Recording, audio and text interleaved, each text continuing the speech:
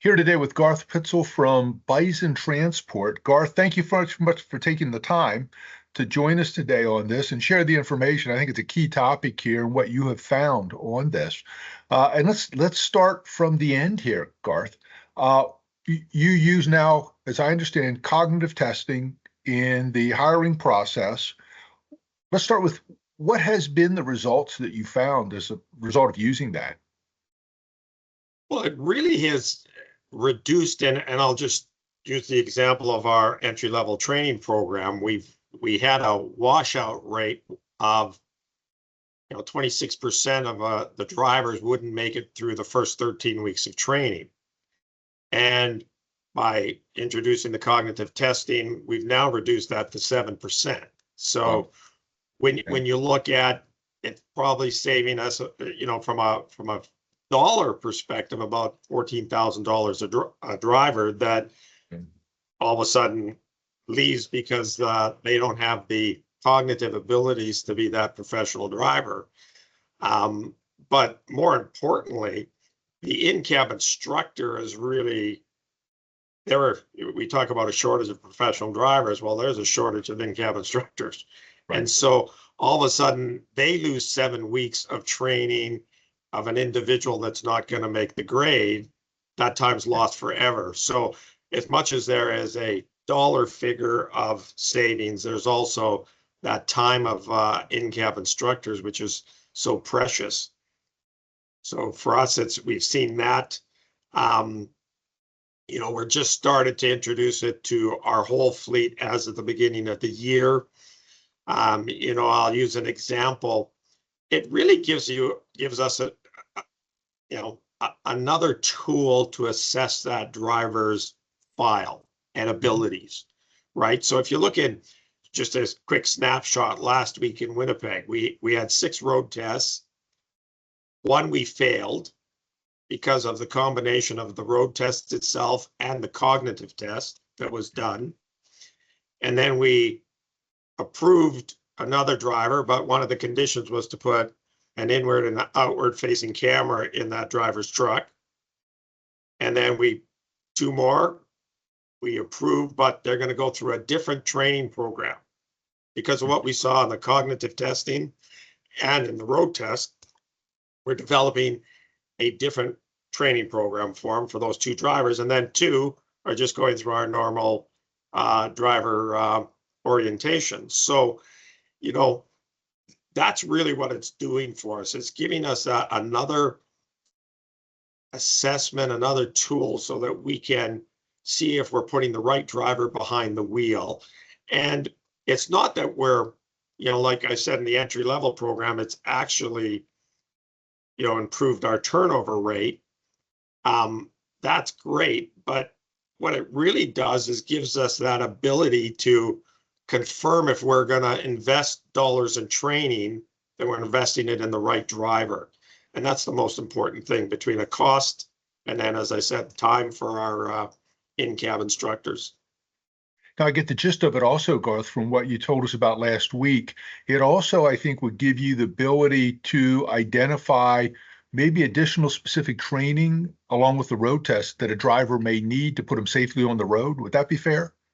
Exactly. And Doug, we've known each other for a long time. And, in our training program, the goal was always to be able to deliver training specific to the individual needs of each driver. And we've been doing that for a lot of years. But this, again, is just that confirmation that you're willing to go and invest those dollars and time and training, that you're doing it with the right individual. And so it's, again, we're seeing some real positive things on it. And again, as we roll it out to our whole fleet, it's been an interesting process, even internally, right? Internally, they think that this is the only tool we're going to use to assess a driver. So if they don't pass it, they're not going to move on. Right. That isn't how we're using it. We're using it as that, again, just another thing to identify and to again, assess that driver's ability. So, you know, we've even internally, I've had a few conversations with a few VPs in the last couple of weeks to go, look, we've never evaluated a driver just on one thing. Right. This is just another thing to, Absolutely. and again, when you look at 60% of the people that come in through that we hire don't meet our hiring criteria. So we're willing to look at, you know, they don't quite have 2 years of experience. Well, then they're going to go into our entry level or our driver finishing program. So, and then the most important thing is to train them on what they're not strong on, right? Exactly. And so that's really what it allows us to do. Have you seen any, I know it's early in the game, but have you seen any results safety-wise that you can attribute to it, Garth?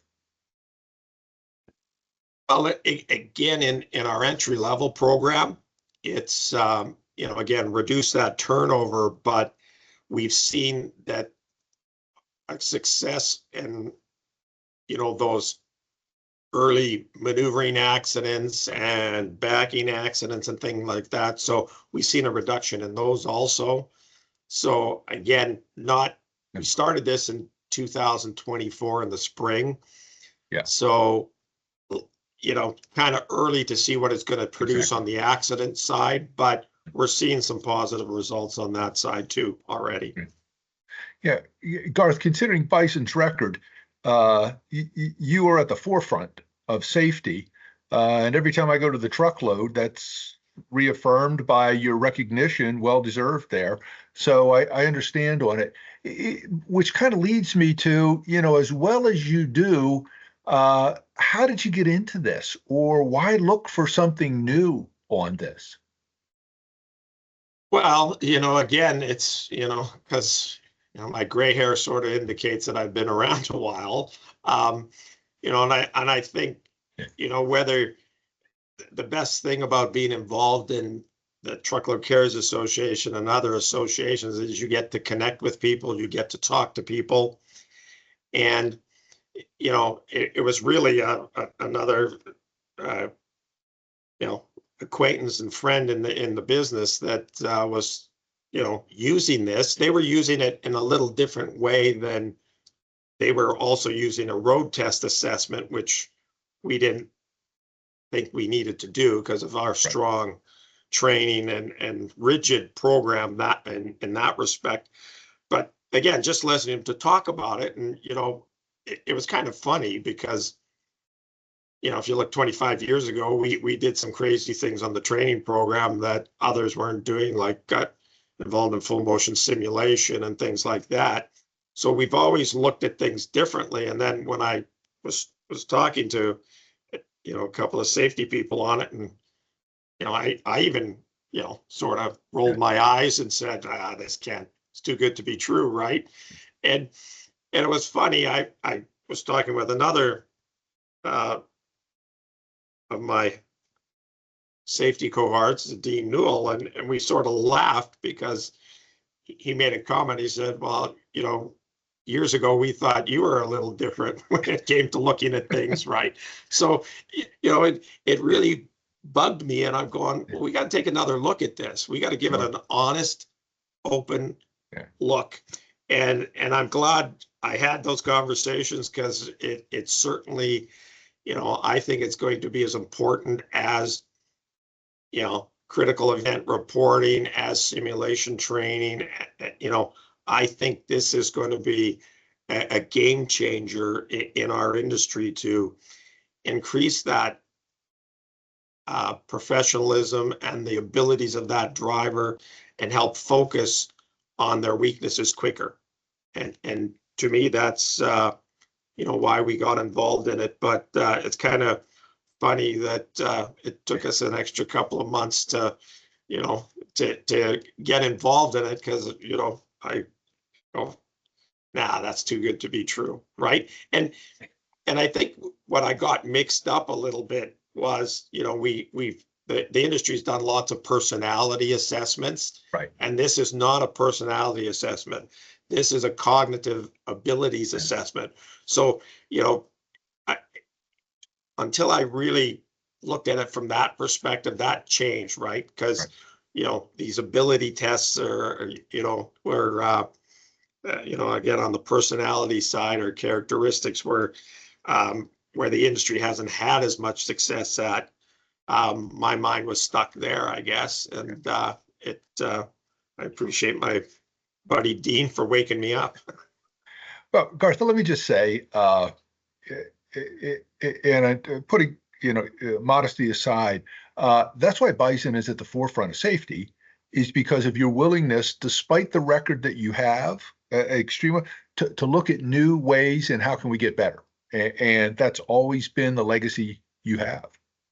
Well, and again, you know, it's you know, I get measured on one thing is, you know, did everybody make it home safely to their families? And and to me, the worst thing I have to do is, in my position, is call a family, say somebody isn't coming home. So I'd much rather invest and spend time preventing that from happening. And, you know, it really comes down to that, right? And I think that, you know, it's one of those things that continues to drive not just myself, but you know, the people within our business. And, you know, we just finished putting together our TCA submission for the grand prize, for their fleet safety awards. And, you know, and when you try to put it all together into 15 pages, it really is about people, right? And protecting people. And yes, we have a responsibility to protect our drivers, but we also have a responsibility to protect the people that we share the roads with.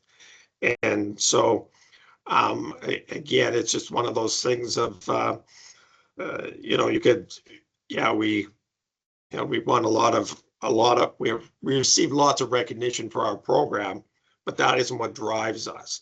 That's just a pure benefit to having a successful program, right?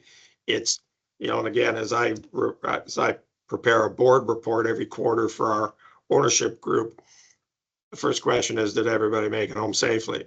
That's what I got to answer. Yeah. And again, we're fortunate that the business continues to invest in, you know, these wild and crazy ideas. But at the end of the day, I think this is going to have a huge impact on the industry if we use it in a manner to which, you know, again, not just to have that yes, no, but is this the right person to invest time to improve their skill set, right? And I think that that's, you know, probably how we'll use it different than some in the industry. It'll be just that yes, no. I'm looking for, if I'm going to invest in that driver, I want to make sure that they have that cognitive abilities, and will gladly invest thousands of dollars into their development to make sure that they continue to be that safe professional driver. Now, Garth, we talked about the results. We talked about how you got into it. Maybe could you help us in terms of how you integrate this into the hiring process, where it comes, and where it's used in terms of that entire process? Yeah, well, we actually have integrated it that you know, that it's done before the road test. It is an evaluation, just as you're going through the driver file and the references and all of that. We're doing that before the road test. So, you know, we've had a few where, you know, the scores have been not very good, so we haven't went on to the road test, Right. because of other things in the driver file. But it really is going to be done, and we're working on with them a remote option right now. You know, we're fortunate in Canada where we have 6 major centers where our drivers go into the hiring process. But in our US operation, we're hiring drivers from all over. So we're going to, they're working on a remote option for us, and that is going to be in the next month. We'll be testing that, which will make that even easier for us, so that it can be done earlier in the evaluation of that driver file. Garth, thank you very much.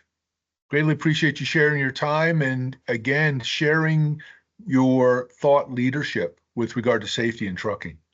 Yeah, and again, for us, it's just we've always been concerned about making sure we have that right individual behind the wheel operating